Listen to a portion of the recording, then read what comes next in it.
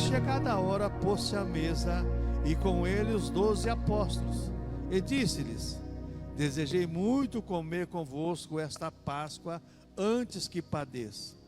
Porque vos digo que não comereis mais, até que ela se cumpra no reino de Deus.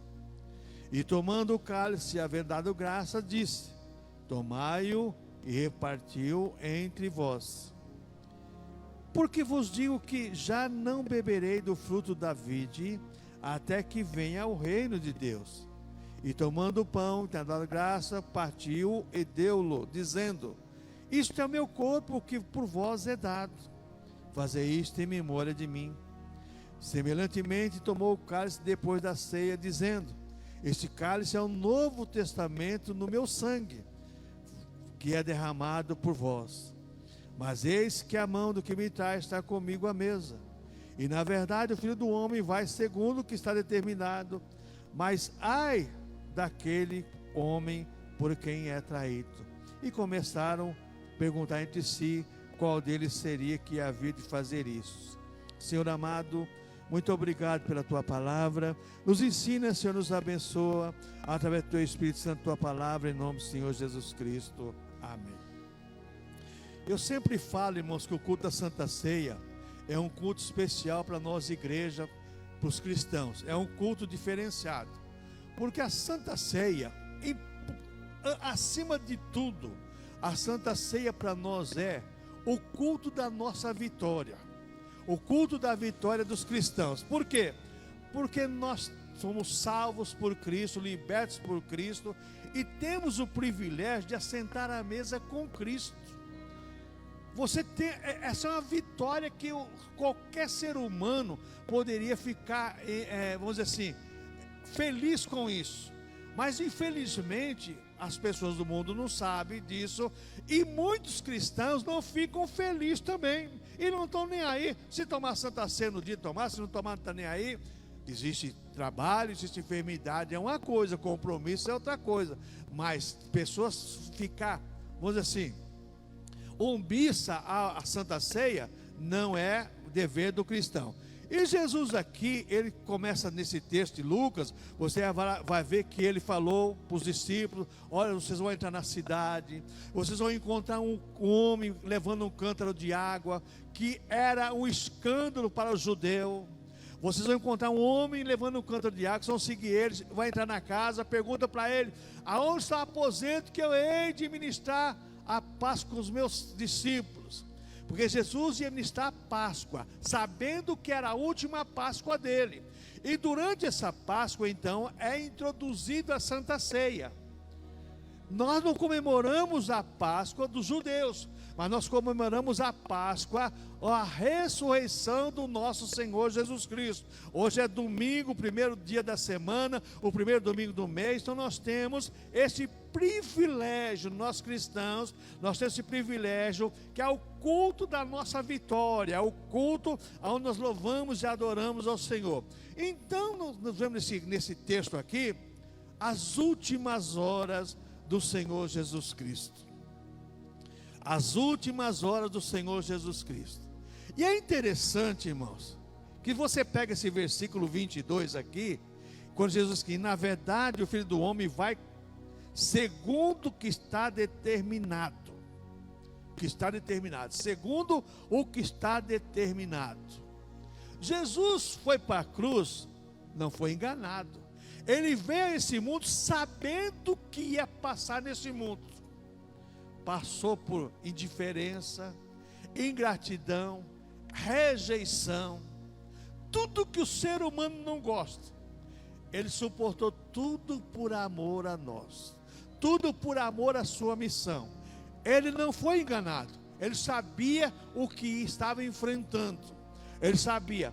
E nós, se nós formos fazer uma análise aqui, cada um de nós aqui, irmãos, se você souber que você vai fazer alguma coisa e você vai sofrer, você não vai fazer, você foge. Jesus sabia que ia sofrer, mas não fugiu. Aquele momento que ele foi lá no horto orar, que a Bíblia fala que saiu gota de sangue, e que ele pedia: Pai, se possível, passa de mim esse cálice, contudo, não seja feita a minha vontade, mas sim a tua. Jesus não estava pedindo para Deus mudar a situação, estava pedindo para Deus, se possível, não, mas sabia que não tinha possibilidade, porque o plano de Deus já estava traçado. Jesus sabia de tudo. Então aqui agora, Jesus tinha plena consciência da sua missão na cruz do Calvário. A cruz foi inventada pelo ser humano, mas já era um projeto de Deus para mostrar para nós que aquilo que o homem faz por maldade, Deus pode usar para fazer bondade. Porque a maior bondade que Deus fez para o ser humano foi levar o seu filho lá na cruz do Calvário. Nós não somos adoradores da cruz, mas a cruz é um instrumento da nossa vitória. A cruz é um instrumento onde foi usado pelos ímpios, porque existia vários tipos de cruz. A cruz que Jesus foi crucificado, a cruz de Santo André, a cruz que era uma espécie de um X, e tantas outras cruzes. Mas o Senhor Jesus Cristo morreu sabendo da sua missão, tinha consciência da sua missão, sabendo a dor que ele ia suportar. E tem mais uma coisa, irmãos: na cruz era impossível acontecer o que aconteceu com Jesus. Segundo os historiadores, ninguém morria na cruz antes de 8, 9 dias, não.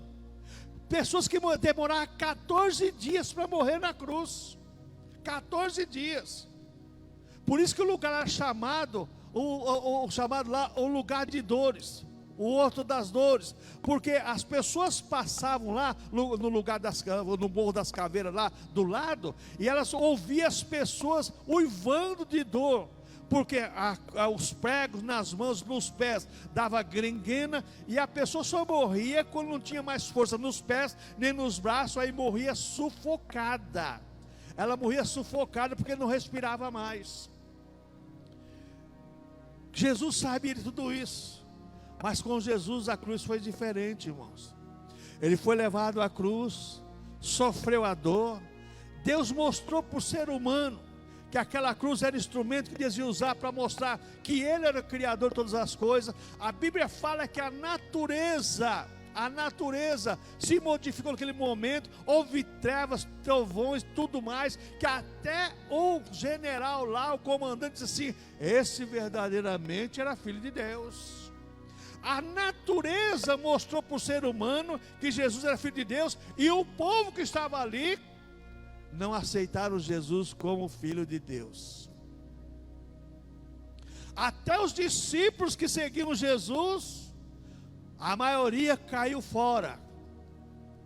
Outros seguindo Jesus de longe, mas ali tinha um grupinho ali que ficou para ver a situação. Então Jesus conhecia e tinha consciência da sua missão na cruz.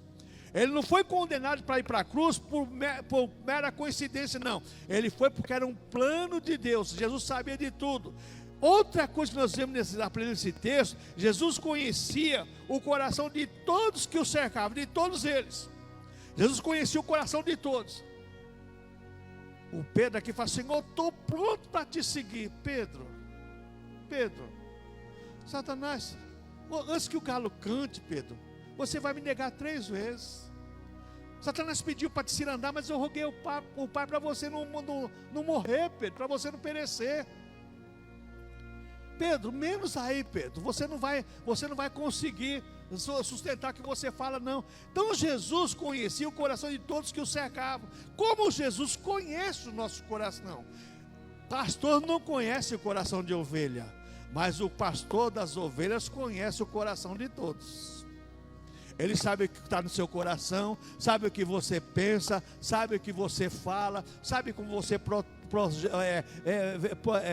vive a sua vida, como você procede, sabe de tudo. O pastor das ovelhas sabe de tudo, porque ele é o bom pastor e ninguém precisa falar nada para ele, porque ele conhece tudo. Então Jesus conhecia o coração de todos que cercavam, sabia que ele tinha um monte de gente que estava seguindo ali só para ver o que ia acontecer. Sempre existe esse tipo de pessoas. Eu vou ver o que vai acontecer e vou esperar o resultado. E tem os torcedores dos maus resultados, né? Como tem os torcedores dos bons resultados. Então Jesus não ficou surpreso com os acontecimentos finais, não. Para Jesus não foi surpresa. Quando Jesus, no final da sua vida terrena, ele diz: Pai, nas tuas mãos entrego o meu espírito, e tendo dito isso, expirou. Consumada a obra que me deste a fazer, está consumado. Jesus não ficou surpreso com o acontecimento, não. Sabia que Judas ia trair, sabia da condenação injusta, sabia de tudo. Sabia de tudo. Eu duvido que você vai para o julgamento sabendo que você vai ser condenado, já de antemão, por injustiça. É difícil. Jesus sabia da atração de Judas, sabia da condenação injusta, a negação de quem o conhecia. As pessoas negam. O próprio Pedro, não conheço, negou 3 vezes. A Bíblia fala que um dos discípulos, enrolado no lençol, seguindo Jesus, pegaram ele e saiu nu correndo. Irmãos, sempre os seguidores de Jesus, quando são perseguidos, são poucos os que permanecem fiéis ao Senhor. Na perseguição é que você vê a fidelidade. Eu recebo algumas mensagens das igrejas, principalmente lá no Paquistão. Irmão, ser crente lá, vou te contar uma coisa, hein? Ali não é para qualquer um, não. Ser pastor lá, pregar mensagem lá, meu irmão, não é para qualquer um, não. Os caras lá tocam fogo, queima, levam para o meio da rua, apedreja, eles fazem o que eles querem. Mas só que tem uma coisa: Deus continua salvando, e vai continuar salvando mais ainda. Então Jesus conhecia todos as ações do Senhor Jesus Cristo nos últimos dias aqui na terra. Jesus não se acovardou diante da situação, não se acovardou, enfrentou. Quando os discípulos, lá em Mateus 16, Pedro fala assim: Senhor, o Senhor não vai morrer não, para trás de mim, Satanás. Que Jesus está dizendo, nas minhas palavras, Jesus está falando assim: eu vou porque eu tenho que enfrentar o que está projetado pelo meu Pai. Será que nós, irmãos, hoje, nós temos a coragem de enfrentar o que está projetado por Deus para a igreja no futuro? Comece a pensar na igreja do futuro. Se já hoje você vê tanta bobagem, tanta asneira, irmãos, eu nunca ouvi tanta pregação ruim, falso evangelho, mentiras, hipocrisia, venda. Olha, irmãos, só não estão vendendo hoje. Bom, deixa eu ficar quieto. O resto estão vendendo tudo. Irmãos, isso não é evangelho de Cristo. Isso é negar o evangelho de Cristo. O evangelho de Cristo é o evangelho eterno. Deus projetou e nos deu esse evangelho que está escrito para a nossa vida. Então Jesus, veja bem, não se acovardou diante das situações dele, mas manteve seu compromisso, fidelidade com o Pai. Nós mantemos o nosso compromisso com Deus, irmãos? É uma pergunta para cada um de nós. Pastor, eu mantenho meu compromisso. Qual é o seu compromisso como filho? Vamos lá. Compromisso como filho. Se eu tenho um pai, qual é o meu compromisso como filho? Eu tenho um pai, eu tenho que obedecer a ele, eu tenho que respeitar a ele, eu tenho que seguir nas pisadas dele. Primeira coisa, se eu tenho um pai, eu tenho que obedecer ao meu pai. Segundo, se eu tenho um pai, eu tenho que ouvir as instruções dele, porque ele vai ser o meu orientador. Agora, o evangelho que as pessoas não querem ouvir, a orientação de Deus. As pessoas não querem ouvir mais a Bíblia Sagrada. Não, esses sermões ortodoxos, radical. Não existe sermão ortodoxo radical. Existe sermão bíblico e sermões ideológicos. Acabou. Sermões bíblicos e sermões ideológicos, só isso. Não são teológicos, que teológicos é bíblico. Ideológico. Eu creio numa coisa e passo a defender aquela coisa como teologia, isso aqui é ideologia. Então existe o sermão bíblico e o sermão ideológico. E hoje, no século 21, os sermões ideológicos prevalecem na maioria dos sermões pregados, na mídia, em tudo quanto é lugar. Principalmente essas comunidades, irmãos. Você fica sabendo de cada uma, que você fala, meu Deus, mas não é possível. O que essas pessoas vêem na Bíblia Sagrada? Então Jesus, irmãos, ele manteve seu compromisso de fidelidade com o Pai. Ele tinha um pai, tinha que obedecer o Pai, seguir. Ele sempre falou, eu faço o que o Pai manda. Eu não falo de mim mesmo, eu faço o que o Pai manda. Eu falo como o Pai manda falar e acabou. E se nós somos filhos de Deus, nós temos que obedecer à voz do Pai, falar o que o Pai manda falar e acabou. Ah, pastor, mas machuca as pessoas. O dia que a Bíblia não machucar você, então cai fora que você está desviado mesmo. Pode cair fora que você está desviado, vai para o mundão.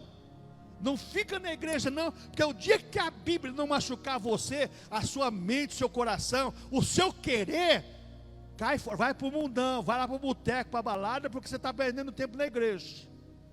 Agora, todas as vezes que a Bíblia é lida e é pregada, fala com você, machuca você, fala glória a Deus, obrigado Pai, porque o Senhor falou comigo. O Senhor falou comigo.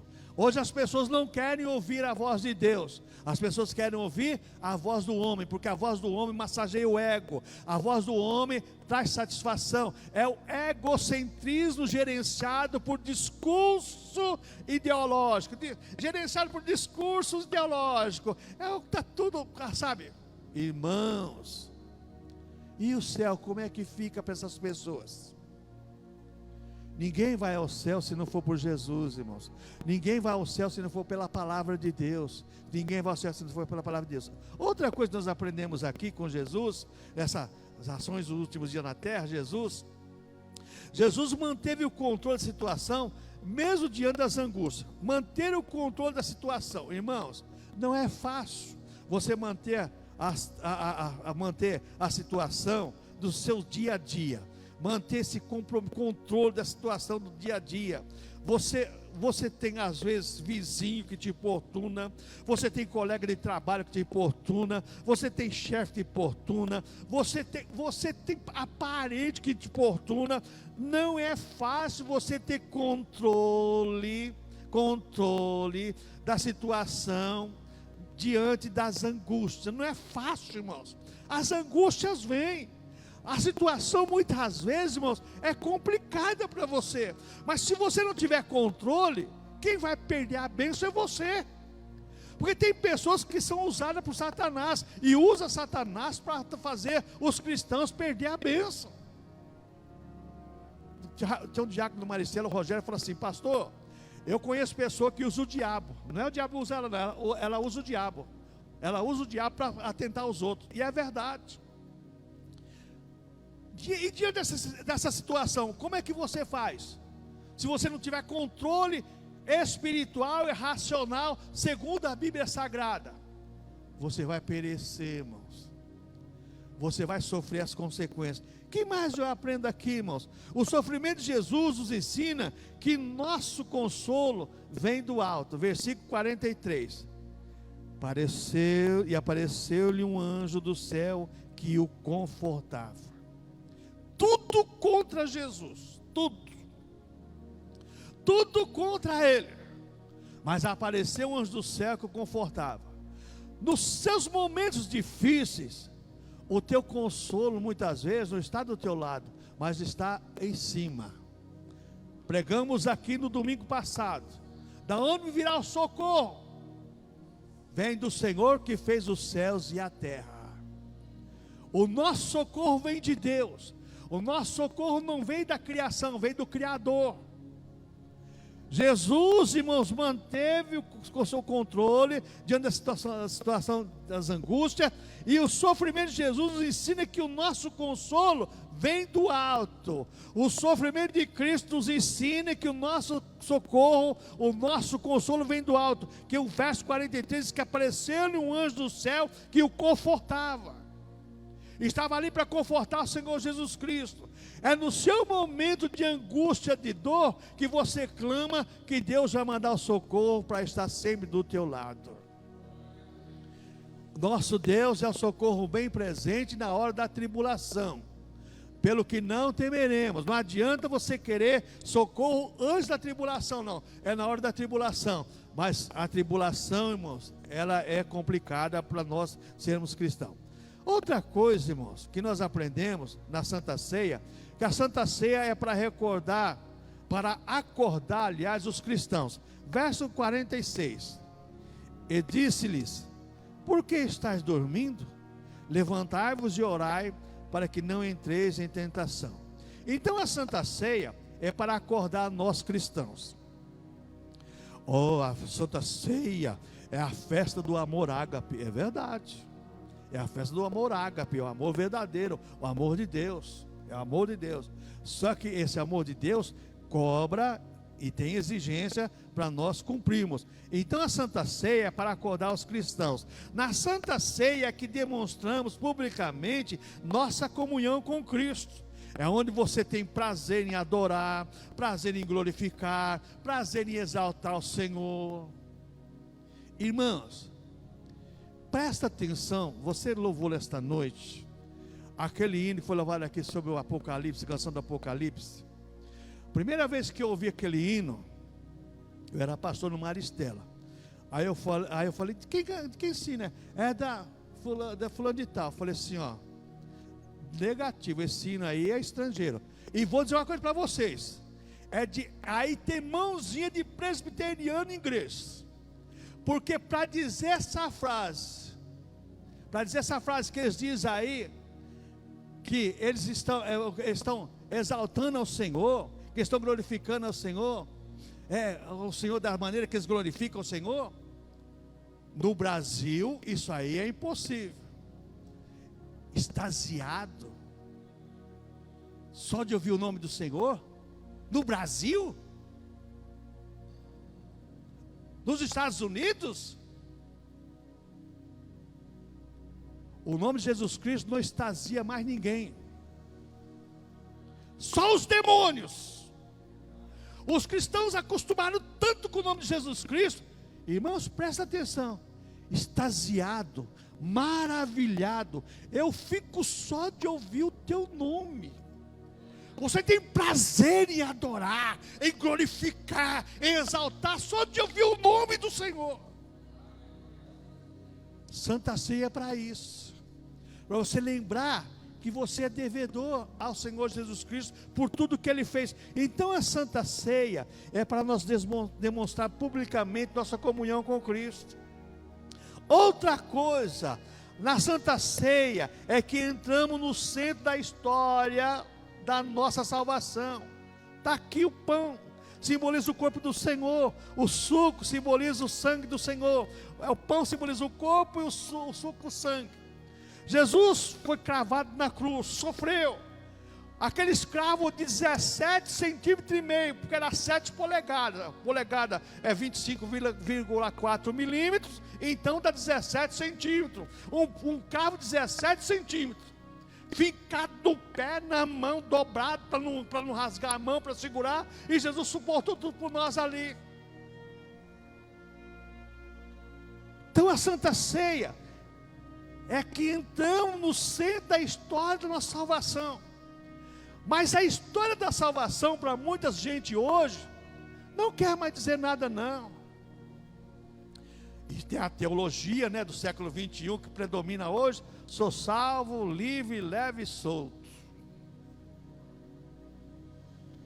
Esse não é salvo. O salvo é escravo.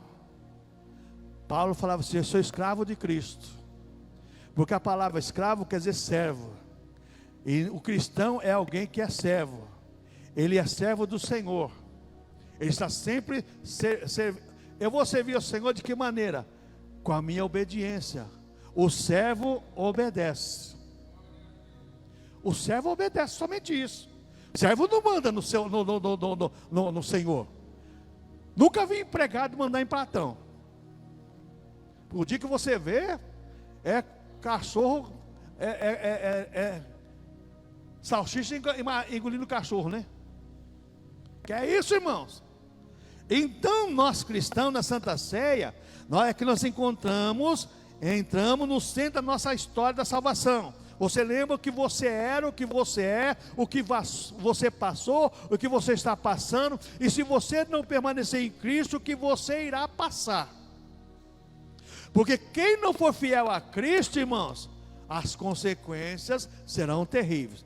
O que mais eu aprendo aqui nesse versículo 46? Na Santa Ceia é que a nossa lembrança volta ao sacrifício de Cristo. Quando você começa a ser um contemplador, que é um outro problema seríssimo hoje no meio evangélico, o que é um contemplador? O contemplador é aquela pessoa que nem o salmista, no Salmo 84. O salmista vai para o templo, chega no templo, e ele fala assim, ó: o pardal encontrou casa e a andorinha ninho para si e para a sua prole. Todo mundo tinha lugar no templo lá, era de madeira. Mas eu encontrei os teus altares, Senhor Deus meu e Rei meu. Eu encontrei um lugar melhor no templo. Eu encontrei um lugar melhor. Esse é o contemplador. Para você entender mais ainda, o que é um contemplador? O apóstolo João. O evangelho de João, ele começa de que maneira? No princípio era o verbo, e o verbo estava com Deus, e o verbo era Deus. Ele começa a contemplação de Cristo na eternidade. Antes da criação do mundo, antes da criação de tudo. Isso é contemplação. Nós não contemplamos, irmãos, a nossa salvação, o sacrifício de Cristo por nós, porque se você começar a contemplar o sangue de Cristo derramado por você na cruz do Calvário, o sangue aspergido para a remissão dos nossos pecados, que pagou nossos pecados lá na cruz, e o que Jesus sofreu, você começar a contemplar isso, você vai se derramar em choro, porque nós não somos merecedores disso, irmãos. Nós não somos merecedores, mas pela graça de Deus que nos foi dada, nós recebemos tudo isso. Outra coisa, irmãos, olha só, na Santa Ceia é que nossa lembrança volta ao sacrifício de Cristo. Tudo que Jesus fez por nós na cruz do Calvário, aspergiu o seu sangue, derramou seu sangue por nós, consumou a obra, tudo isso fez em nosso favor. Na Santa Ceia, veja bem, nós proclamamos o evento mais extraordinário da história. Na Santa Ceia, nós proclamamos o evento mais extraordinário da história. Não existe um outro evento que aconteceu no mundo que dividiu antes e depois. Somente a crucificação de Cristo. Antes de Cristo e depois de Cristo. Nós somos detentores desta dádiva.